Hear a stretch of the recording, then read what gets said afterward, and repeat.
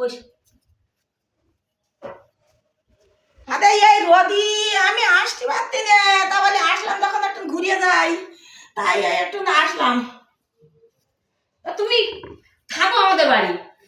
আর শোন, আমি কারুর হাতে রান্না টান্না খাই না, তো ঠাকুরের লোক, তা আমি আর থাকবো না। আমি বাড়ি রান্না করে তুই আসি, আমি বাড়ি গিয়ে খাবো। তুমি কি রান্না করেছো মাসি?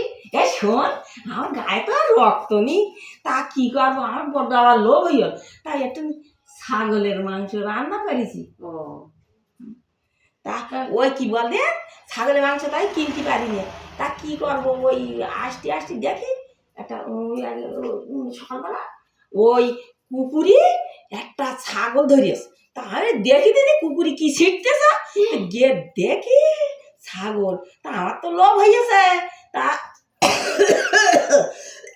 কাশিও হয়েছে, তা তাই গেলাম ছাগলের তাড়াচ্ছি, এই কুকুরের তাড়াচ্ছি, তা কুকুর হামলে আবার কারবারেসটা মনে হচ্ছে আমারে খাইয়ে ফেলতে, তবু তাড়িয়ে একটু মাংস নিলাম নে, তাই রান্না করে তুই আইসি, একটু গন্ধ মতো হইয়ে গে, একটু ঝাল টাল চড়া করে দিয়ে আইসি, তা আমি কোনো যা থাক না, একটু লোভ হয়েছে, তাই গিয়ে বাড়ি গিয়ে কারোর সঙ্গে বলিস না জানো বাবা, বলিস না তুই, হাতে আমার দুটো চাল টাল কি দিবি, তাই যেদিন আমি চল যাই, এই রোদ ছেড়েছ তো আমি ইয়ে করতে পারবো না, এই রোদ ছেড়েছে বাবা রে।